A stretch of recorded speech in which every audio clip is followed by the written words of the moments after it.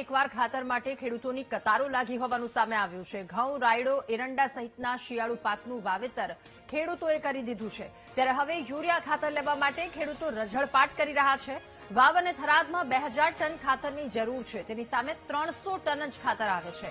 પૂરતા પ્રમાણમાં ખાતર નહીં મળવાના કારણે ખેડૂતો મુશ્કેલીમાં મુકાયા છે, ત્યારે હવે મહિલાઓને પણ ખાતર લેવા માટે વિતરણ કેન્દ્રો પર લાઇનમાં જોડાવવું પડે તેવી સ્થિતિ સર્જાઈ છે। ત્યારે ખેડૂતો જો અત્યારે પૂરતું ખાતર નહીં મળે તો રવિ સિઝનમાં પણ નુકસાન થવાની સંભાવના છે।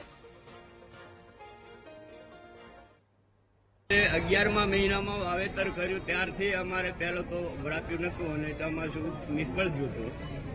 હવે પાહુન 11મા 12મા મહિનાની અંદર પૂરતો ખાતરની જરૂર છે। જે પાક વાયો રાયડું તો પીળવું પડ્યું છે અને યુરિયા મળતો નથી। ડીએપી બીને તો મળતો નથી। ડીએપી નોખીને એનો વિકાસ કરાવો બરોબર। એટલે જેમ બને તેમ આપણની સરકાર સબસિડી આલે। ખાતરની અછત હોય તો ખેડૂતો માટે, નાના ખેડૂતો છે જેમને 5 થેલીની જરૂર છે એવા ખેડૂતોને સબસિડી સરકાર આલી 275 છે એવા 300 સાડા 300 કરે ખેડૂતો માટે સબસિડી આલે। સબસિડીઓ આલે કે સરકાર બધી સબસિડીઓ આલે, પણ અમારે 4 લાખ રૂપિયાનું ટ્રેક્ટર લેવાનું છે, 8 લાખનું ટ્રેક્ટર લેવાનું છે, એટલે અમે લાખ રૂપિયા ખાતર મળતો નથી। ચોમાસું પાણી આવ્યું એ વખતે અમારે તકલીફ હતી, અત્યારે ખાતર મળતો નથી। અમે ખાતર વગર ઘરે તો ભૂજાન કરતા, આવી અમારે ખાતર બાબતની પુષ્કળ તકલીફ છે। શું માંગણી છે તમારી? અમારી ખાતર મળવો જોઈએ અમને ખેડૂતોને, એ મારી માંગણી છે દરેકને।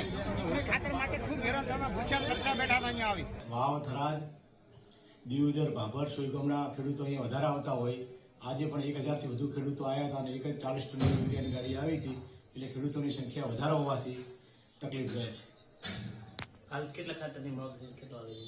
અત્યારે 2000 ટન યુરિયાની માંગ છે, એના સામે 200-250 ટન 4-5 દિવસે યુરિયા ખાતર આવે છે। મહિલાઓ લાઈનમાં છે, શું કહેશો તમે? મહિલાઓ પણ ખેડૂત હોય અને મહિલાઓને વહેલું ખાતર આપવાનું હોવાથી મહિલાઓ વધારે લાઈનમાં રહે છે।